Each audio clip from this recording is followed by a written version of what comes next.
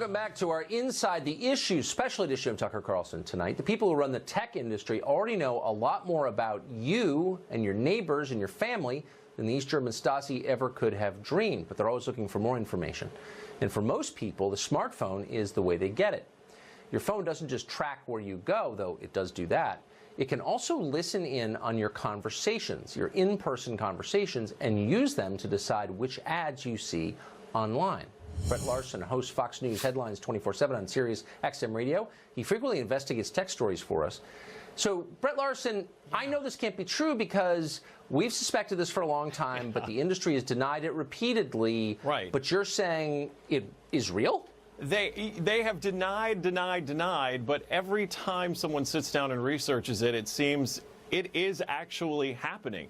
That the conversations that you're having in front of your smartphones are being listened to, and then advertisements appropriate to the conversations you had will pop up the next time you go online. Wait, can I just interrupt you just to make sure I have this right? So this is not when you're speaking to Siri, not when you're talking to the phone, but when your phone is sitting on a table in a restaurant in your like home. right here, and you don't hearing me.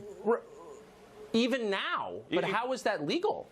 You know, here's the thing. This is where, and when we had Mark Zuckerberg in Congress said over and over these end-user agreements that we all just kind of click through and we don't pay attention. For what we know, it could be buried in there, but it could be buried in there in such a way that you don't really understand what they're saying. When you open an app for the first time, when you download the Facebook app, for example, and you open it for the first time, it may say, Facebook app would like access to your camera and your microphone. And logically, you're going to think, oh, it's because I want to put pictures on Facebook directly from the app. But buried in that license agreement, it may say flat out, and you know, we're listening to the things going on around you when you post your photos so that we can take the mood of the room, or so that you're not posting a silent movie, basically. But this reporter at Vice Media did the same thing, and he did it the same way. All of us have heard this story over and over, these anecdotal things of like, you know, I was talking about wanting to go to Japan, and the next thing I know, I'm in front of my computer and there's all these ads for cheap flights to Japan. And most of us dismiss it of like, there's no way that could be happening. Zuckerberg's in Congress. He says there's no way we're not listening to you. But other researchers have found that a lot of these apps are actually listening to us, and they're also paying attention to how we interact with the app. They're going to excuse it away.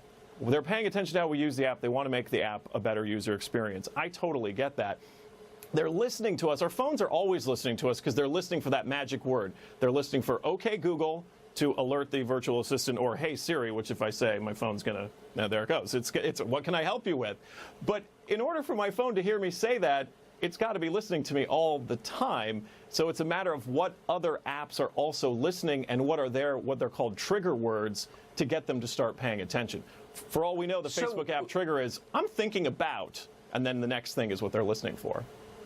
Yeah, but I guess that's the point we don't know. Yeah, by the way, Congress banned lawn darts and clove cigarettes because they were a danger to the public, but they've done nothing about this because they're pathetic in the pocket of these companies. But let me ask, where does this data go? They have all your conversations, all your intimate conversations. What do they do with it? They take it back, they process it, and they sell you advertisements. That's, you know, when we did that investigation into Google and tracking your location, it's really about, they want to know where you go, they want to know your routine, because then they have a more valuable sell to an advertiser. You're not just going to a fast food restaurant and saying, we're going to give you 1,000 customers. You're going to a fast food restaurant and saying, we're going to give you 100 customers that absolutely walk past your store every day, and 10 of them walk in once a week, and we know this for a fact. Now they can go a step further and say, of those 10 that we know walk into your store, one of them is actually talking in the morning about how he wants to get breakfast at your particular establishment, and they have all this data. Why would any sane person ever bring a smartphone into a bedroom? Seriously. I know. It's a valid question, and when you, Tucker, when you think about it, we've got baby cams, pet cams, all these things in our homes connected to the internet. We don't know where that's going. So my advice would be turn the phone off if you're bringing it in the bedroom, because it is probably listening to you. And I'm not trying to sound alarmist. I'm just trying to be realistic. Well, you're the opposite of an alarmist. I'm alarmed. I'm terrified. And I'm upset that Congress doesn't care enough to do something about this. Brett Larson, need to get savvier about it, indeed. You think? It's insane. Yeah. Thank you for your relentless investigations. I appreciate them. Thanks for having me, Tucker. Up next, the war in Afghanistan continues to drag on. 17 years and counting, billions and billions